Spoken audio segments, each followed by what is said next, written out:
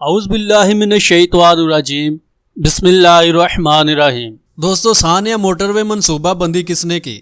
پہلا ملزم گرفتار اور دوسرا فرار کیسے ہوا؟ مرکزی ملزم عابد پولیس کو بار بار چکمہ دے کر کیسے نکل جاتا ہے اور اس کے عزیز و اقارب کیسے پکڑے جا رہے ہیں؟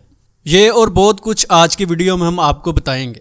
دوستو، 15 روز قبل پنجاب میں سفر کے لحاظ سے محفوظ ترین تصور کی جانے والی ہائی وے موٹر وے پر انسانیت سوز واقعہ پیش آیا جو آپ سب لوگوں کو معلوم ہے، جس میں گاڑی کا پٹرول ختم ہونے پر مدد کی منتظر خاتون کو 2 ڈاکوؤں نے دوران ڈکیتی اجتماعی بد اخلاقی کا نشانہ بنا ڈالا۔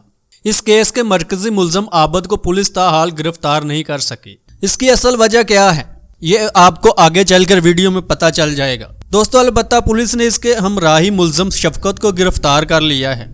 گرفتار ہونے والے ملزم شفقت علی نے دوران تفتیش انکشاف کیا ہے کہ اس کا دوسرا ساتھی ملزم عابد علی وقوع سے چند روز پہلے ایک ڈکیتی کے کیس میں چلان مکمل ہونے پر جیل سے رہا ہو گیا تھا۔ ملزم عابد کو وارداتوں کے دوران جنسی بد اخلاقی کی لت پڑ چکی تھی۔ پنجاب پولیس کے ایک اعلیٰ افسر نے بتایا کہ اس کیس کا مرکزی ملزم عابد علی، جو اب تک پولیس کی گرفت میں نہیں آ سکا، اسے جولائی 2020 میں 2 دیگر افراد کے ساتھ ہائی وے پر ڈکیتی کے الزام میں شیخو پورہ پولیس نے گرفتار کیا تھا۔ 25 اگست کو اس کا 3 ڈکیتیوں میں چلان مکمل کر کے جیل بھیجا گیا، لیکن ثانیہ موٹر وے سے 10 روز قبل اسے ضمانت پر رہا کر دیا گیا۔ ثانیہ موٹر وے کے دوسرے ملزم شفقت علی کو دیپال پور اکاڑا میں سے اس کے گھر سے گرفتار کیا گیا ہے اور اسی روز لاہور لا کر DNA کا نمونہ لیبارٹری ٹیسٹ کے لیے بھیج دیا۔ پیر کو اس کا DNA موقع واردات سے اکٹھے کیے گئے دیگر نمونوں سے میچ کر گیا۔ پولیس افسر کے مطابق ملزم نے بغیر کسی 3rd ڈگری تشدد کے اپنا جرم قبول کر لیا ہے۔ دوستو، شفقت علی اور عابد علی دونوں کا تعلق بہاول نگر سے ہے۔ عابد شیخو پورہ کی فیکٹری ایریا میں ایک کارخانے میں کام کرتا تھا، جہاں شفقت کو بھی نوکری مل گئی اور اس طرح 1 برس قبل ان دونوں میں دوستی ہو گئی۔ عابد ایک عادی مجرم تھا اور اس نے شفقت کو بھی اپنے ساتھ چھوٹے موٹے جرائم اور ہائی وے پر ڈکیتیوں میں شامل کر لیا۔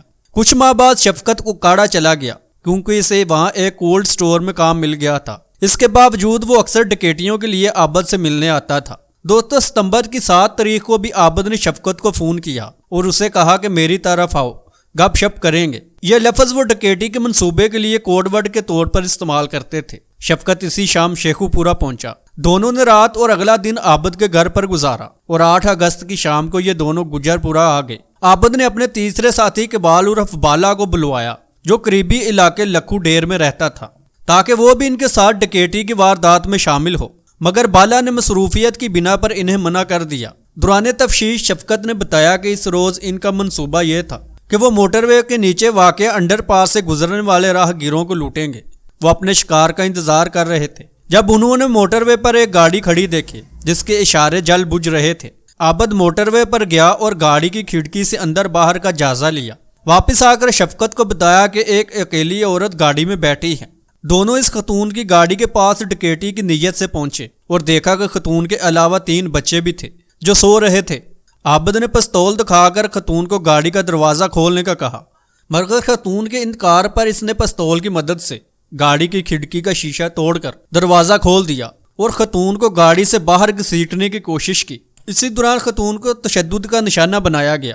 یہ سب دیکھ کر گاڑی میں بیٹھے بچوں نے چیخنا شروع کر دیا، جن میں سے ایک بچے کو عابد نے پکڑ لیا۔ خاتون نے اس موقع پر دونوں ڈاکوؤں کو کہا کہ وہ ان سے ان کی تمام اشیاء یہاں تک کہ گاڑی بھی لے لے، مگر عابد نے شفقت کو انہیں موٹر وے کے ساتھ نچلی طرف درختوں کے جھنڈ میں لے جانے کا کہا۔ یہ سننے پر خاتون نے خود کو عابد کی گرفت سے آزاد کروایا اور وہ دوڑنے لگی، لیکن بچوں کی چیخیں سن کر وہ واپس آئیں۔ عابد نے اس خاتون کو پھر سے قابو کیا اور ان کا بیگ اور دیگر اشیاء اٹھائیں، جبکہ شفقت نے تینوں بچوں کو گاڑی سے باہر نکالا اور انہیں درختوں کے جھنڈ میں لے گئے۔ خاتون نے شدید مزاحمت کی، مگر عابد اور شفقت نے انہیں دمکایا کہ وہ خاموش رہیں ورنہ وہ ان سب کو جان سے مار دیں گے۔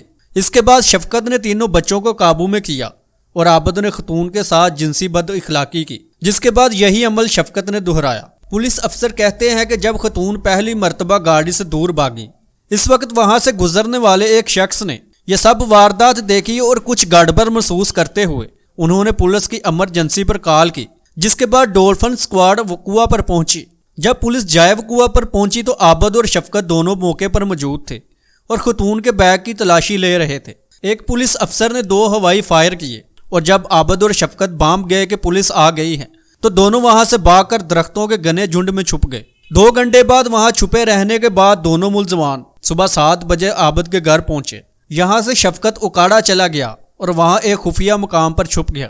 جائب کنواں پر خاتون کے لیے ایک لیڈی پولیس افسر بلائی گئی جنہوں نے ان سے ابتدائی معلومات حاصل کی اور حادثے کی جگہ سے نمونے اکٹھے کیے جن کی مدد سے ملزمان تک پہنچنے میں مدد ملی۔ شفقت کو عابد کی کار ریکارڈ سے ڈھونڈا، اس کا نمبر مسلسل بند تھا، تاہم CTD پولیس اکاڑا میں شفقت کے رشتہ داروں تک پہنچ گئی جنہوں نے شفقت کو گرفتار کروانے میں مدد کی۔ دوران تفتیش شفقت نے انکشاف کیا کہ عابد نے اسے اپنی کئی ڈکیتی کی ایسی وارداتوں کی کہانیاں سنائی تھی جن میں وہ ڈکیتی کے ساتھ جنسی بد اخلاقی بھی کرتا تھا۔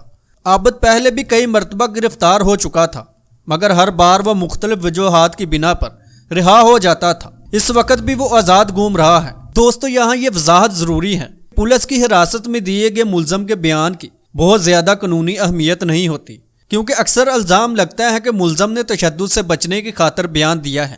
دوستو یہ دیکھنا یہ ہے کہ عدالت کے سامنے ملزم کا کیا موقف ہوتا ہے۔ چیئرمین اسپیشل انویسٹیگیشن ٹیم شہزادہ سلطان کے مطابق ملزم عابد علی کی گرفتاری کے لیے پنجاب پولیس اپنے تمام تر وسائل بروئے کار لا رہی ہے۔ اس مقصد کے لیے ان کی سربراہی میں ایک اسپیشل ٹیم تشکیل دی گئی ہے جس میں CTD پنجاب اور اسپیشل برانچ پنجاب کے سینئر افسران بھی شامل ہیں جو دن رات ملزم کی گرفتاری کے لیے کوششوں میں مصروف ہیں۔ یہ تاثر بھی غلط ہے کہ ملزم کے اور ساتھی بھی اس واردات میں ملوث ہیں۔ ابھی تک کی تفتیش میں اس جرم میں صرف 2 ملزمان ملوث پائے گئے ہیں جن میں ایک گرفتار ہو چکا ہے۔ ناظرین محترم، موٹر وے بد اخلاقی کیس سامنے آتے ہی سوشل میڈیا پر ایک پوسٹ وائرل ہوئی۔ پوسٹ میں لکھا گیا تھا کہ دعا کرو کہ ملزمان امیر، اشرافیہ اور اسٹیبلشمنٹ کے لاڈلے نہ ہوں، ورنہ ملزمان کو نشان عبرت بنتے بنتے مظلوم خود نشان عبرت اور سوالیہ نشان بن جائے گی۔ دوستو موٹر وے بد اخلاقی کیس کے ساتھ ہی حکمرانوں کی جانب سے حسب دستور بیان سامنے آیا ہے کہ ملزمان کو نشان عبرت بنا دیا جائے گا۔ دوستو یہ سب کچھ دور پرے کی باتیں نہیں بلکہ زینب کیس میں بھی سامنے آ چکی ہیں، اور ہر بے آبرو ہوتی پاکستانی بیٹی کے بارے میں ہمارے حکمران بیان دیتے رہتے ہیں اور دیتے رہیں گے۔ یہ ہمارے حکمرانوں کی پرانی عادت ہے۔ ہر بڑے جرم کے بعد ان کی پہلی کوشش یہی ہوتی ہے کہ قصوروار عوام کو بنایا جائے جس سے ان کی جان چھوٹ جائے۔ لیکن ہم انہیں یہ بتانا چاہتے ہیں فرانس اور برطانیہ آمنے سامنے ملک ہے اور ان دونوں ممالک کے درمیان صرف ایک دریا ہے جو دونوں ممالک کو ایک دوسرے سے الگ کرتا ہے۔ دوستو برطانیہ اور فرانس دونوں ہی ممالک میں تقریباً 250 سال قبل غربت بے روزگاری عروج پر تھی، لیکن دونوں ممالک میں نظام مختلف تھا۔ آپ دوستوں نے یہ واقعہ تو ضرور سن رکھا ہوگا کہ ملکہ فرانس سے عوام نے شکایت کی کہ کھانے کے لیے ڈبل روٹی نہیں مل رہی، تو ملکہ فرانس نے عوام سے کہا کہ ڈبل روٹی نہیں مل رہی تو کیک کھا لو۔ بس پھر کیا تھا، خدائی عبادت کے خلاف قانون کی منظوری سے فرانس میں کسی کی گردن محفوظ نہ تھی۔ 1793 سے 1794 کے درمیان ہزاروں افراد کو موت کے گھاٹ اتار دیا گیا۔ عوام کے خیالات اور جذبات کے سامنے بادشاہ، ملکہ، شاہی خاندان، امراء اور وہ سب اشخاص اور ادارے جو سیاسی زندگی سے متعلق تھے ختم ہو گئے۔ ملکہ فرانس کے ان الفاظ نے عوام کے سماجی، اخلاقی اور انسانی پہلو کو یکسر نظر انداز کر دیا، اور 16 اکتوبر 1793 کو بادشاہ اور ملکہ فرانس کو بھی عوامی عدالت کارروائی کے بعد موت کی سزا سنا دی گئی۔ لیکن تاج برطانیہ آج بھی اپنی خامیوں کے باوجود موجود ہے۔ دوستو یہ ایک طویل واقعہ ہے کہ ہمارے حکمرانوں کی ترجیحات ملک سے جرائم کا خاتمہ کبھی نہیں رہا۔ اس کے برعکس کبھی IMF، کبھی WT اور کبھی کوئی اور بین الاقوامی تنظیم کی سفارشات پر عمل کرنا رہا ہے۔ اس طرح کی صورتحال سے جرائم میں اضافہ اور امن و سکون میں وقت کے ساتھ ساتھ کمی ہوتی جا رہی ہے۔ دوستو شبنم کیس آج بھی پاکستان میں جاری ہے، اور اسے روکنے کے لیے جس ہمت اور بہادری کی ضرورت ہے وہ سیکولرز حکمرانوں میں نہ کبھی پہلے تھی نہ آج ان میں ایسی کوئی خوبی نظر آ رہی ہے۔ ناظرین محترم، اللہ تعالیٰ کی بارگاہ میں دعا ہے کہ وہ ہمیں کوئی حضرت عمر فاروق رضی اللہ تعالیٰ عنہ جیسا حکمران عطا کرے جس کی قیادت میں پاکستان صحیح معنوں میں اسلامی جمہوریت کے ساتھ آگے بڑھے۔ دوستو آج کی ویڈیو میں بس اتنا ہے، اجازت دیجیے، اللہ نگہبان۔